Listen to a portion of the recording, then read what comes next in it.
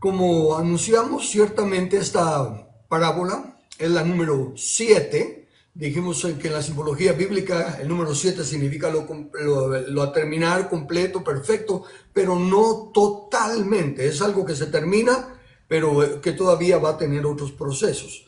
Algo así como graduarse de secundaria y luego pasar a diversificados, y graduarse de diversificados, así es la 7. Entonces esta parábola nos está presentando el final del reino en misterio por medio de las parábolas en cuanto a la parte aquí en la tierra se refiere. Y como dije, hay muy poco entendimiento del fin del siglo.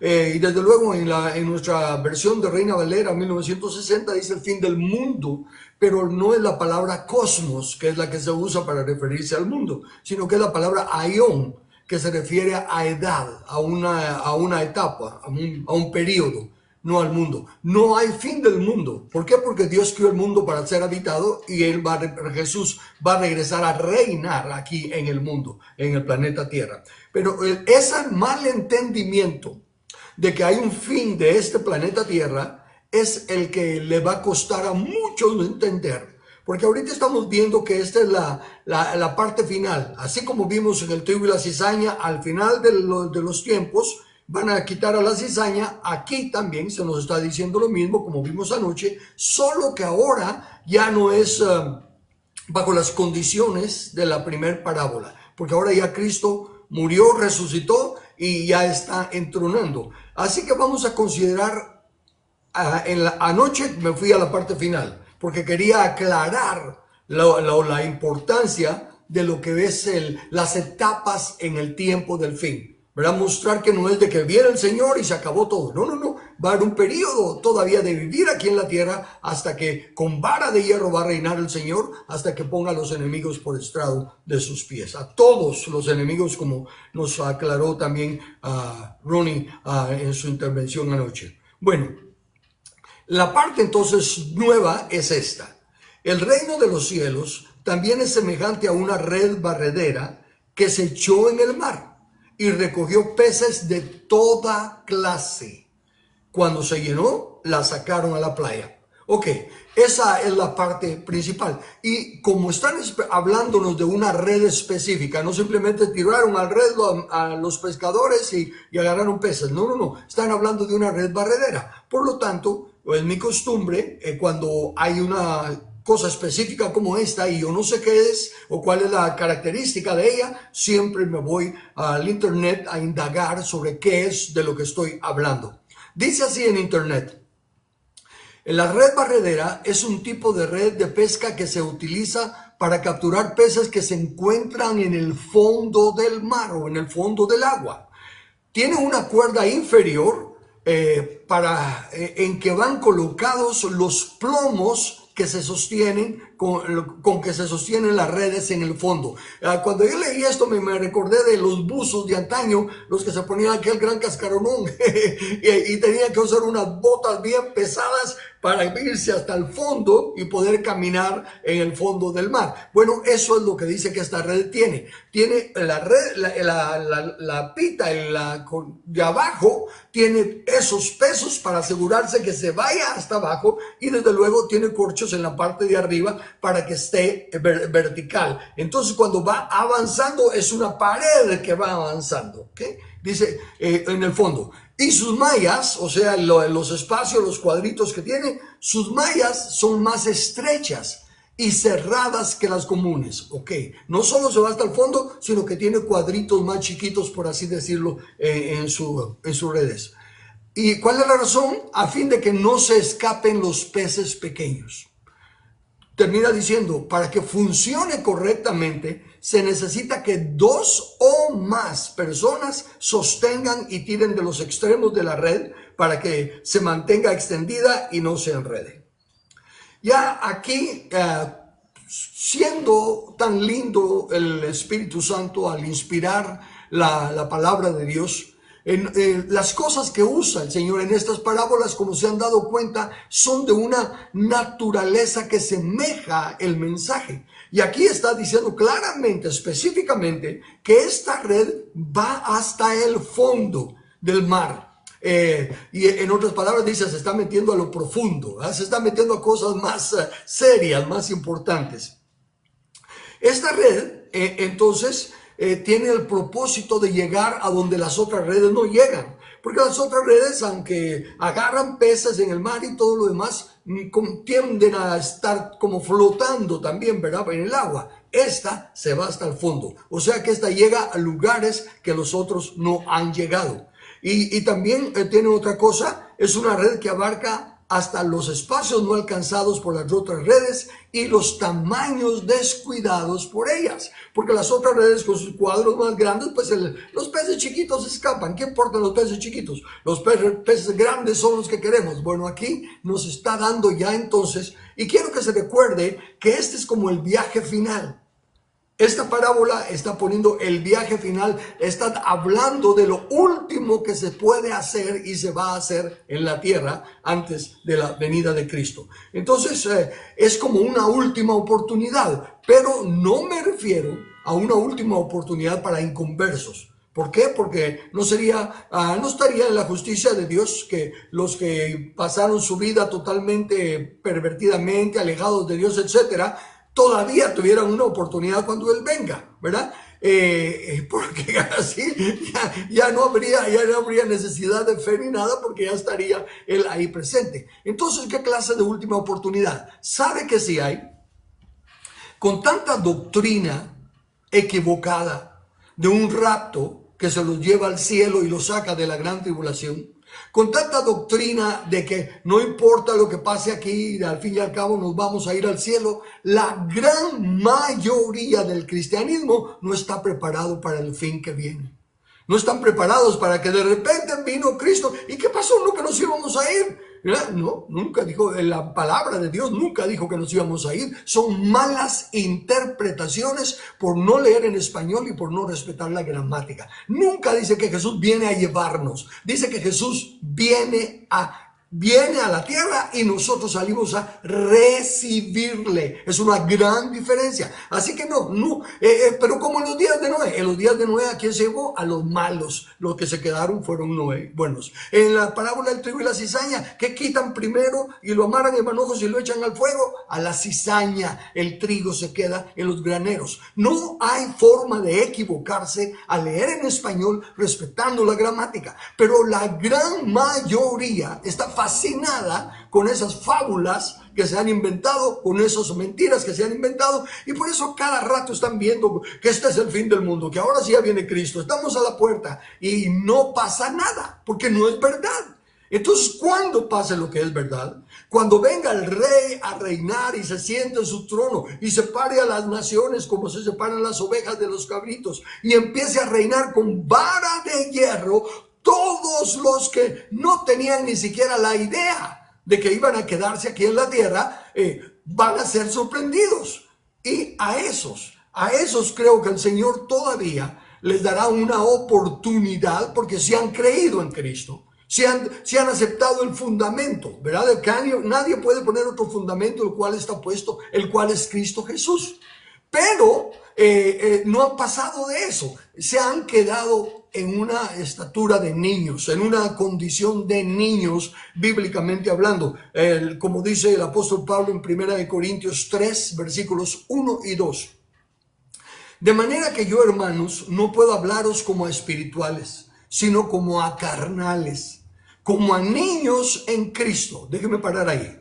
Dese cuenta que es la palabra de Dios, no soy yo, no es un insulto, no es una burla, no es nada, simplemente es una lectura de que Pablo le dice a los corintios, en esa forma carnal que ustedes actúan, es como que fueran niños. Recuérdense también que en el libro de Hebreos nos dice que los herederos, los que somos herederos, mientras somos niños, en nada diferimos de los esclavos. Entonces estos en nada difieren de los incrédulos, en su comportamiento, su actitud, su carácter, su falta de perdón, en fin, todo lo demás. Pablo dice, no les puedo hablar como espirituales, porque ustedes son carnales, son como niños en Cristo. Os di a beber leche y no vianda, porque aún no erais capaces, ni sois capaces todavía. ¿Ve? Entonces va a haber esta clase de gente y tristemente va a ser una gran cantidad. Definitivamente una mayoría, porque muchos llamados, pocos escogidos. Y aunque eso se refiere en algún aspecto como para salvación, también en el reino. Hay muchos cristianos, muchos nacidos de nuevo, que han entendido que son pecadores, que merecen el infierno, pero que ven la misericordia de Dios y que por medio del sacrificio de Cristo, si nos arrepentimos y lo reconocemos como nuestro Señor, pues perdona nuestros pecados y ya no tenemos la condenación eterna. Pero luego viene el proceso de crecer y claro, la lechita pues empiezan a tomarla y es los rudimentos de la doctrina de Cristo. Y solo parece a pensar en esto: ¿cuántas personas en el mundo entero no están más que en los rudimentos de la doctrina de Cristo? Y tristemente los que se creen que están madurando y que están entrando a cosas más profundas, están metiéndose a un montón de cosas que no tienen nada que ver. La doctrina de la prosperidad. Y hablan de riqueza y de todo lo demás. Si supieran, si leyeran la Biblia, se darían cuenta que cuando la Biblia habla de prosperidad, ni siquiera menciona dinero ni cosas materiales. La prosperidad bíblica es el estado de paz, de gozo, de seguridad que Dios nos da. Eso, pero entonces andan con un montón de cosas. Hay, desde luego, como encuentran formas para que sea más atractivo el mensaje o para que vengan a la iglesia y todo lo demás. Prácticamente igual que el mundo, igual que los políticos, en el sentido de que ofrecen el cielo y la tierra para que voten por ellos, y así muchas iglesias pensando que lo hacen por alcanzar a las almas, para poder rescatar a las almas, pero rebajan el evangelio. No vemos a Jesús diciendo, pobrecitos, vengan a mí, sino que dice, arrepentíos. Arrepentíos, si no os arrepentís, no podréis ver ni entrar al reino de los cielos. Entonces, por eso esta parábola de la red barredera tiene eso de importante. Va a haber los otros detalles, pero dése cuenta de estos que hasta ahorita estamos diciendo. Es una red que se hace un trabajo que no han hecho las otras redes. Se va a lo profundo, va al fondo, a tratar con aquellos que están hasta abajo y con aquellos que son pequeñitos. ¿Ve? A esos es a los que yo creo que más énfasis se les está dando. No, porque si fuera solo de agarrar peces, no habría necesidad de andar arrastrando barriendo todo el fondo del mar. Ok, sigo adelante. Como también hay tantas personas hoy en día que son seguidoras de hombres, ¿verdad? Van a la iglesia porque el que predica les cae bien, les encanta cómo predican, les gusta lo que predica, les emociona, en fin, siguen hombres. No están siguiendo a Cristo y creciendo en el conocimiento y la gracia del Señor Jesucristo. Son cristianos, sí. No vaya a salirme con que soy sincero, lo amo de corazón. Todo eso se lo estoy dando por sentado. Estoy asumiendo que le estoy hablando a personas que aman a Dios, que aman a Cristo, que anhelan de todo corazón serle fiel e irse con Él cuando Él venga. Pero y ahí es donde empiezan a fallar las cosas, porque son niños en Cristo. Entonces están como cualquier niño que no sabe lo que significa que los padres estén trabajando para darles de comer y vestirlos y todo lo demás. Ellos solo quieren, ¿verdad? quieren, pero no saben, no tienen la responsabilidad y el entendimiento de lo que eso conlleva. Entonces la Biblia advierte, y escuche bien esto, la Biblia advierte que aunque habrán Dios mediante muchos, pero que habrán algunos que serán salvos, sin embargo, no recibirán ninguna recompensa. En esa misma porción de Pablo, en 1 Corintios 3, en los versículos 14 y 15, él dice, si permaneciere la obra de alguno que sobreedificó, déjenme parar ahí para que se gane el contexto. Dice Pablo, porque nadie puede poner otro fundamento que el que está puesto, el cual es Cristo. Ahora, sobre este fundamento hay que ver cómo se sobreedifica. Porque si se sobreedifica una linda obra, un ministerio fabuloso, una vida de servidumbre, de amor al prójimo y de todo lo demás, mire, se edifica una mansión fabulosa de madera, porque le gusta lo colonial. O si se hacen todas estas buenas obras de hojarasca. Y luego otras, que aunque no sean muy grandes, son de oro. Y otras, aunque no sean muy especulares, son de plata. dice entonces el versículo 14 y 15 que estoy leyendo: si permaneciere la obra de alguno que sobreedificó, recibirá recompensa. Si la obra de alguno se quemare cuando viene el fuego de la prueba, él sufrirá pérdida. Si bien, él mismo será salvo, aunque así como por fuego. ¿Se da cuenta? Y tristemente, siendo realista, la gran mayoría del cristianismo está así.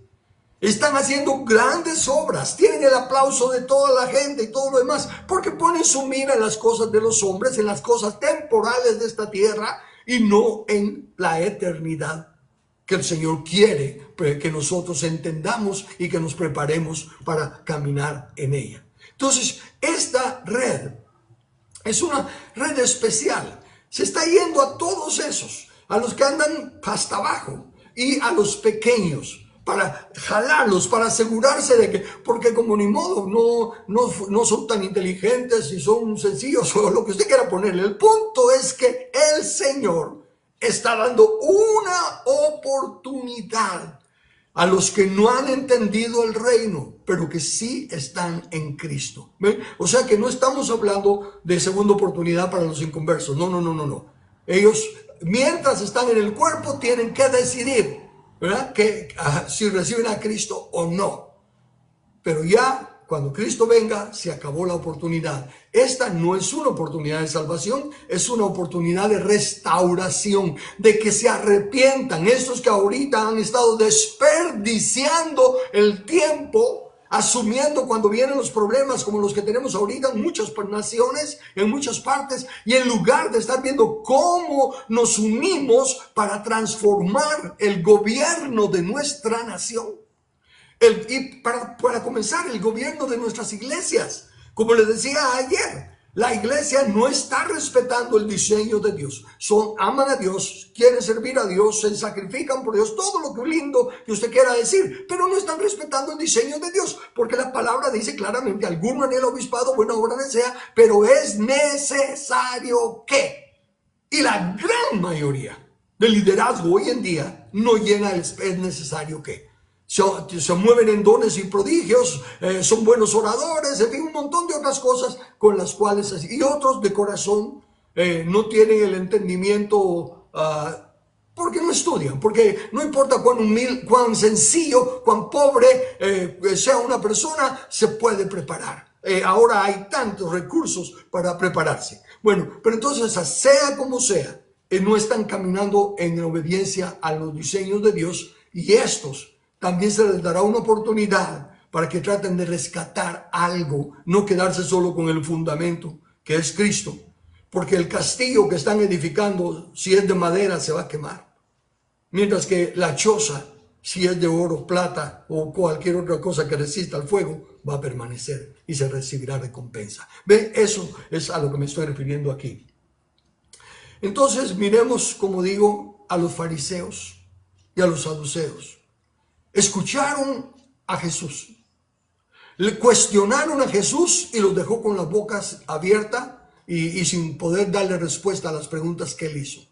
Estaban seguros de que estaba hablando de ellos y que en lugar de arrepentirse, se aferraron a su tradición, como se aferran hoy en día muchos a su denominación, a la doctrina de su denominación.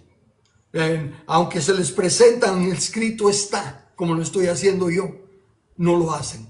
Aunque les presento en mis libros, el escrito está con versículos, leyendo en español, sin decir, esto me lo reveló el Señor. No. Bueno, de que es el Señor el que me ilumina para ver lo que está escrito, eso sí. Entonces, wow, eso estaba ahí, yo no lo había visto. Entonces lo comparto. Y los que han recibido el libro y los que han leído el libro, ninguno hasta la fecha se atreve a contradecirme. Algunos han dicho, sí, estoy de acuerdo con casi todo, pero hay algunas cositas. Pero lo triste del caso es que nunca me dicen cuáles son las cositas. Sí, entonces, para mí, que sencillamente un orgullo de no querer admitir como que han estado equivocados. Y recuérdense que no tendrían que arrepentirse ante mí, porque yo estuve equivocado como ellos. totalmente equivocado, pero con la gran diferencia, entiendo la misericordia de Dios. Y cuando me muestra el error, digo, ay, yo no había visto eso. Y acepto.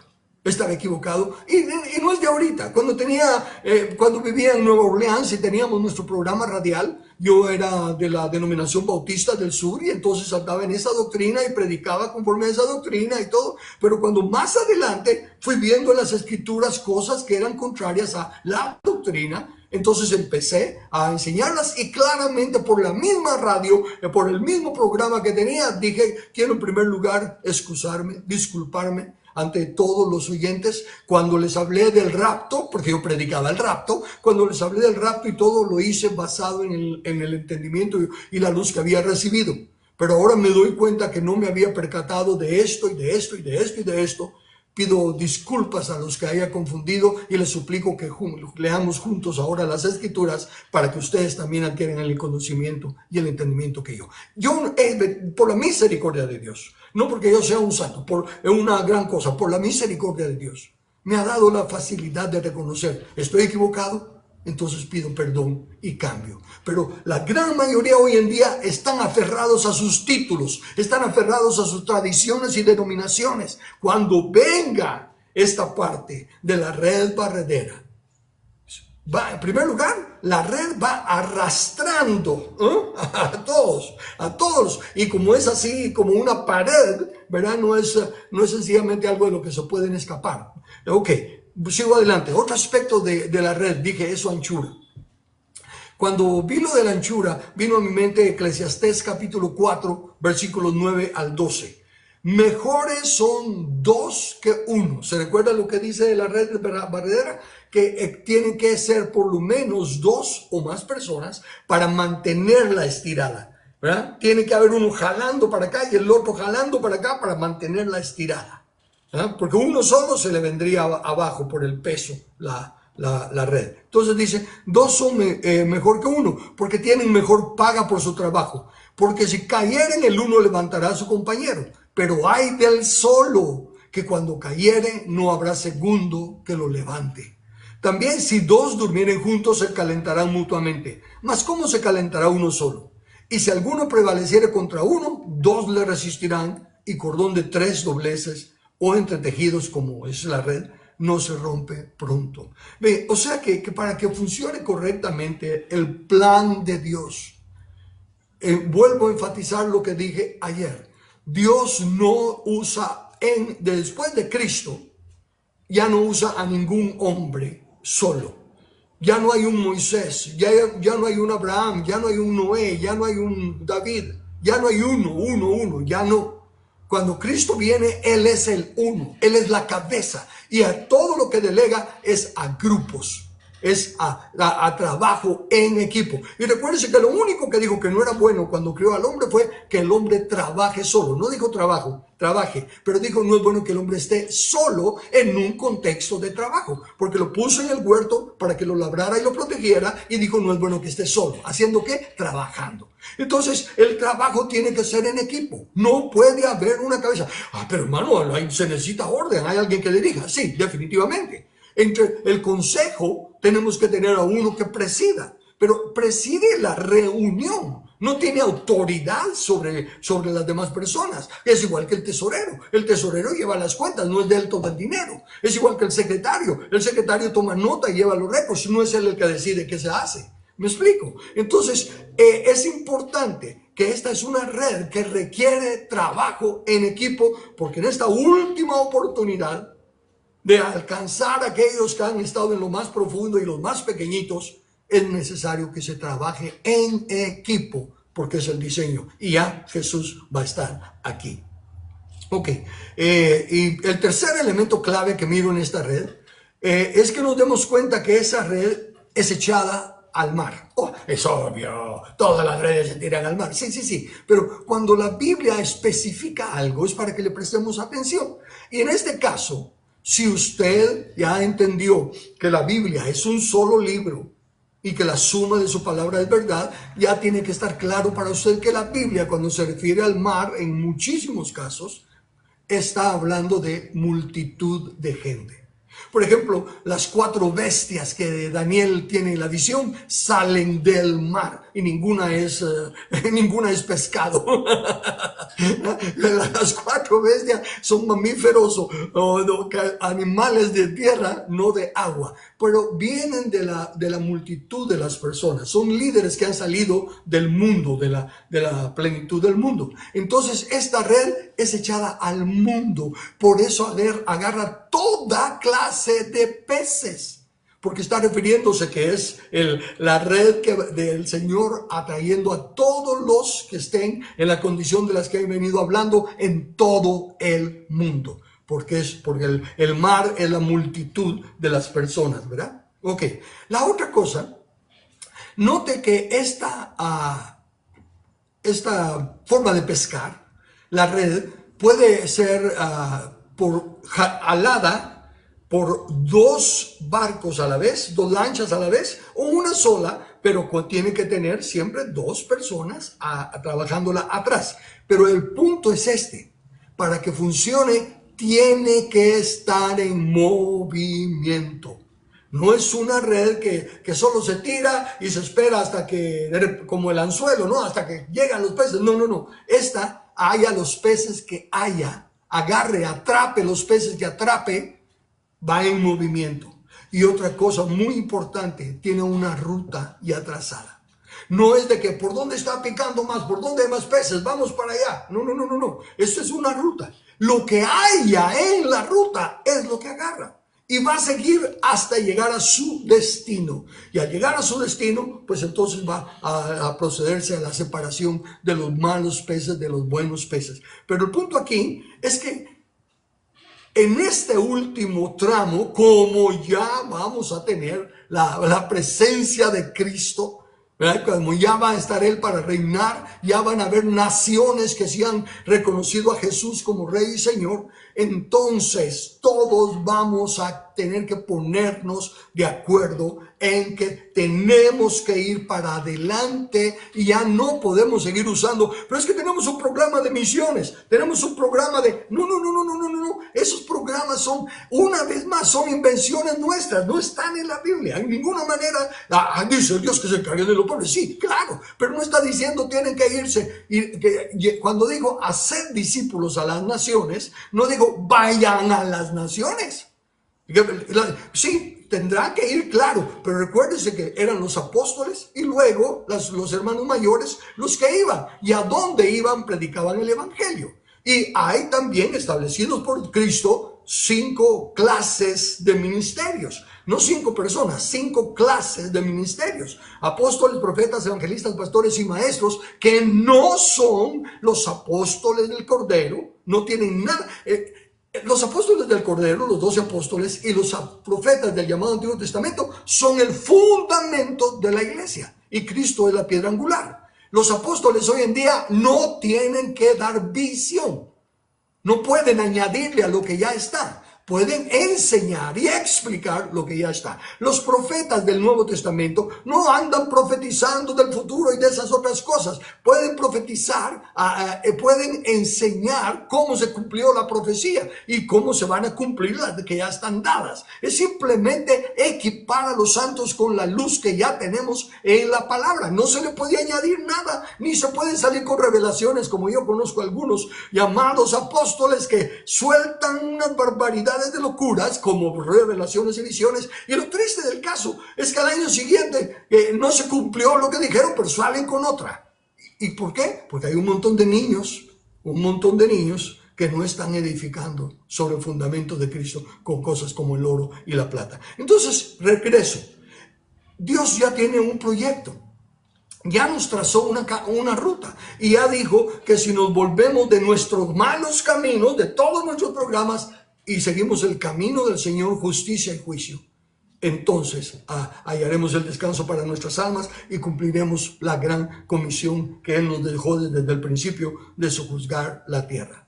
Entonces, no es de hacer planes para servir a Dios y luego pedirle que los bendigan, que bendiga nuestro proyecto, que bendiga este ministerio, que bendiga este otro ministerio. No. Es de estudiar la palabra de Dios, pedir la guianza del Espíritu Santo para entender el camino de Dios, la ruta de Dios, el mandato de Dios, y clamar que nos ayude y nos equipe para funcionar en ese llamado. Él ya dejó instrucciones claras en donde debemos enfocarnos, que es en el evangelio del reino, que es establecer gobierno cristiano bajo las leyes de Dios.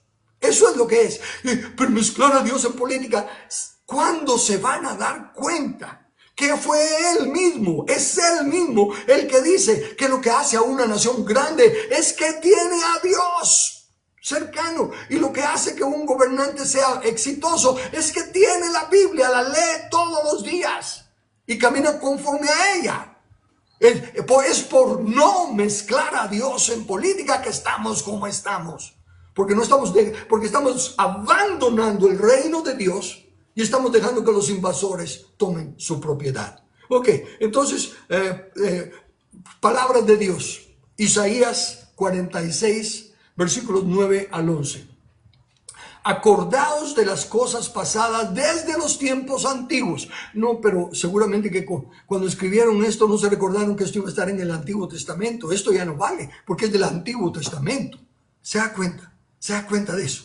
Es palabra de Dios. Y está en el llamado Antiguo Testamento. ¿Cuánto valor tiene? Acordaos de las cosas pasadas desde los tiempos antiguos, porque yo soy Dios y no hay otro Dios. Y nada hay semejante a mí, que anuncio lo por venir desde el principio. Y desde la antigüedad lo que aún no era hecho. Que digo, mi consejo permanecerá y haré todo lo que quiero. Que llamo desde el oriente al ave y de tierra lejana al varón de mi consejo. Yo hablé y lo haré venir. Lo he pensado y también lo haré. Tratar de que el Señor cambie su plan, su proyecto, su propósito para que encaje en los nuestros, porque son tan buenos, son tan misericordiosos, son de tanta bendición para la gente y todo lo demás. No, Él es Dios. Él ya lo trazó desde el principio. Tenemos que acatar sus palabras. No podemos pedirle a Dios que Él cambie sus planes para bendecir los nuestros. ¿Cuál es el plan de Dios para nuestros días? Mateo 28. La gran comisión, hermanos, a salvar a las almas. No. Eso no es la gran comisión. La gran comisión es Génesis.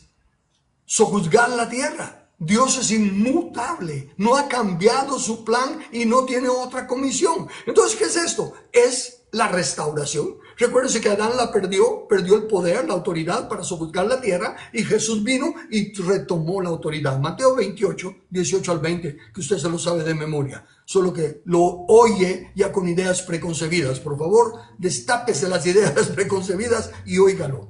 Y Jesús se acercó y les habló diciendo: toda potestad me es dada en el cielo y en la tierra. Él ya tiene todo poder. ¿Quién más tiene poder? Nadie, solo Él. Por tanto, id. El que tiene poder está comisionando a sus discípulos, a sus apóstoles. Por tanto, id y haced discípulos a todas las naciones.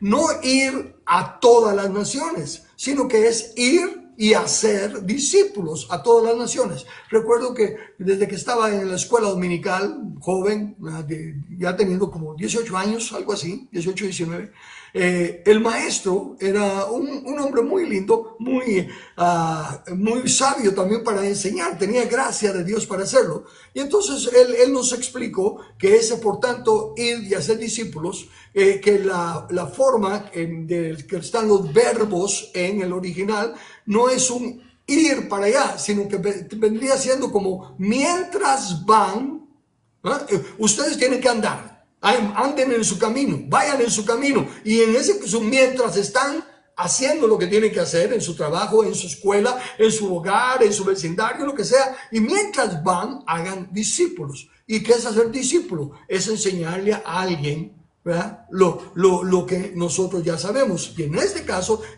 nos está hablando de gobernar, de sojuzgar la tierra. Tenemos que hacer discípulos que sepan cómo sojuzgar nuestras naciones con la ley de Dios, que es lo que Él dice que es la sabiduría para gobernar una nación. Entonces, y hacer discípulos a todas las naciones, bautizándolas en el nombre del Padre y del Hijo y del Espíritu Santo. El bautismo es una ¿qué?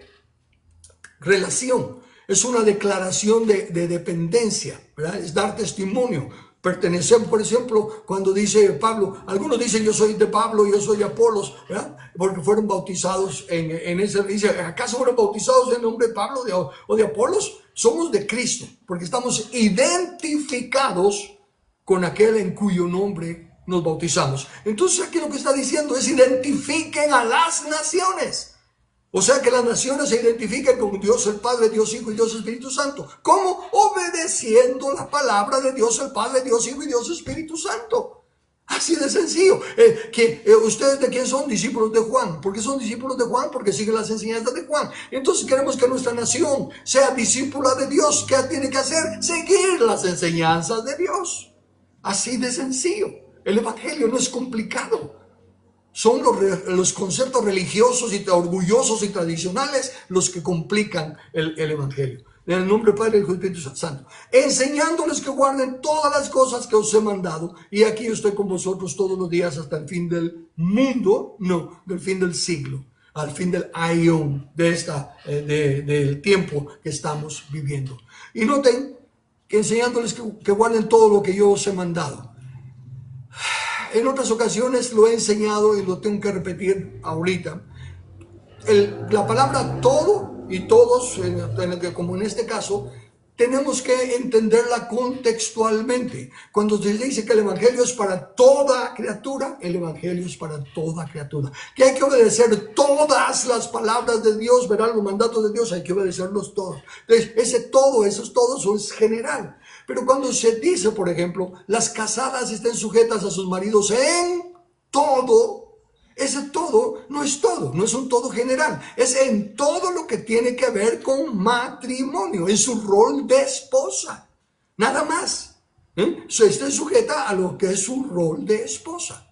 Y aquí entonces enseñándole a las naciones todo lo que compete a la ciudadanía, todo lo que compete al gobierno de la nación. No es enseñándole todo lo que el Señor nos ha enseñado, porque hay cosas que son para la familia y hay cosas que son para la iglesia, pero hay cosas que son para todos. Y de igual manera hay cosas que son solo para el gobierno civil. Entonces, esa es la ruta de Dios y esa es la trayectoria que la barca o las barcas que están arrastrando la red barredera están llevando. No van a cambiar para satisfacer a ninguna denominación.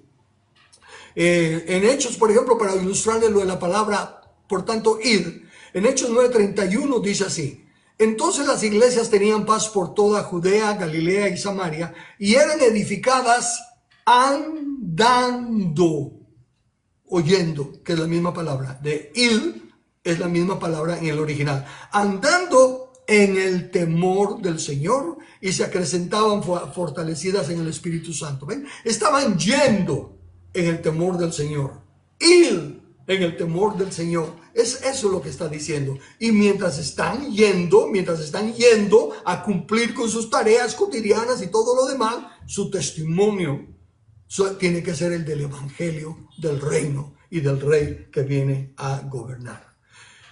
Muy bien. Dice, regreso a la parábola y dice, cuando se llenó la red. Fíjese una vez más, cuando se llenó la red. No es si se llena la red. No es, bueno, que saque lo que pueda, pues. No, dice cuando se llenó. Porque tiene un cierto tamaño, hablando físicamente. Cuando se llenó la red, entonces llegó a su destino y se separaron los buenos de los malos. Quiere decir que una vez más, y pongamos que la red está llena, llenísima, pero por muy llenísima que esté, es poquito comparado a todos los peces que se quedaron en el mar. Es tan importante que capten eso. Siempre en relación al número global del mundo, el número de cristianos es poco. El número de verdaderos discípulos del reino es poco. Entonces, pero en la última oportunidad, Dios ya tiene trazado Aquí se supone que ya están las iglesias, que ya hay iglesias que ya son testimonio de que se puede gobernar la nación con la ley de Dios. Ahorita Estados Unidos está batallando con eso y lo está recuperando. Salvador es un lindo ejemplo de lo que pasa cuando se siguen las instrucciones de Dios. Argentina, Francia, ya está habiendo un despertar. Ahora si pudiéramos empezar a decir, ya está cerca. No está, pero no es el día. No es el día, sino que ya empieza a darse los pasos que se tenían que dar. No se habían dado antes. No se había buscado tomar el gobierno de las naciones, pero ahora ya está habiendo un despertar y que sí lo están haciendo. Y termina Jesús, bueno, no termina Jesús, pero Jesús dijo, y será predicado este evangelio del reino en todo el mundo para testimonio a todas las naciones. Dejen que pare ahí.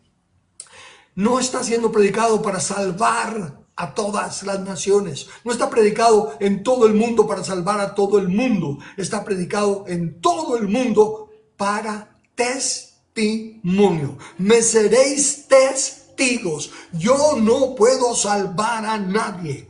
No puedo convencer a nadie legítimamente para que reciba el evangelio. Puedo testificarle, puedo darle las razones, como dice Pedro, las razones de la esperanza que hay en mí.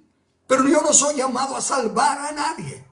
No somos llamados a ser testigos con nuestra vida, con vivir bajo las leyes del reino, porque nuestra ciudadanía está en los cielos para vivir conforme a la palabra de Dios. Entonces será predicado el evangelio en todo el mundo para testimonio a las naciones. Y entonces vendrá el fin. Cuando ya las naciones miren, ala, pero si esta nación era tan mala y ahora miren qué bonita está. Y miren, si estas naciones eran tan pobres y desventurados y cómo están de en paz. En fin, cuando ya haya testimonio, entonces el rey viene a reinar. Pero ¿qué va a pasar? Lo que hay testimonio es de los gobiernos. Pero la misma gente de esa nación, por ejemplo Salvador. El Salvador está haciendo un lindo trabajo el gobierno, pero no todos los salvadoreños son cristianos. No todos los salvadoreños son nacidos de nuevo. ¿Ok? Y muchos de los salvadoreños que sí son nacidos de nuevo son niños espirituales, niños carnales, como dice la Biblia. Entonces, cuando venga el Señor, quitará lo malo, pero a todos esos niños y a todos esos carnales les dará una oportunidad de que se arrepientan de haber sido tan necios, sí, por no querer aceptar el escrito está. Pero solo será un testimonio. Llega la barca a la playa, la sacan, se sientan y recogieron los peces buenos en canastas, pero echaron fuera los malos. Entonces, en conclusión, la parábola de la red nos enseña que a pesar del engaño del enemigo y de la distorsión que existe hoy en día con relación al evangelio, porque el evangelio no es evangelio de salvación. El evangelio no es evangelio de salud. El evangelio no es evangelio de milagros. El evangelio no es evangelio de prosperidad. El evangelio es del reino. Y las demás cosas son añadiduras. Cuando un rey justo gobierna, hay seguridad.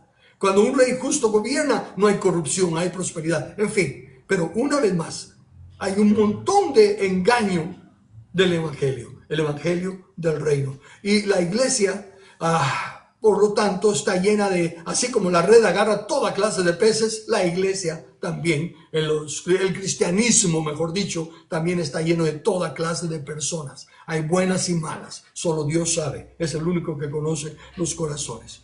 Todas las cosas ha hecho Jehová para sí mismo, y aún el impío para el día malo. Proverbios 16:4. O sea que Él está en control absoluto de todo, nada escapa a su conocimiento. Nos ha dejado en su palabra, en estas 7 parábolas, lo que aconteció, lo que era el diseño de las primeras 2 parábolas, lo que aconteció con el engaño del enemigo en las siguientes 2, y la condición actual de la iglesia con las siguientes 2. Y ahora con estas últimas 2 nos está diciendo lo que queda. Así que, terminada la trayectoria, ya la barca llegó a la playa, ya se quitan los malos y se quedan solo los buenos. ¿Qué sigue? Una parábola más, las bodas del Cordero. Esa la veremos la semana entrante. ¿Preguntas o comentarios?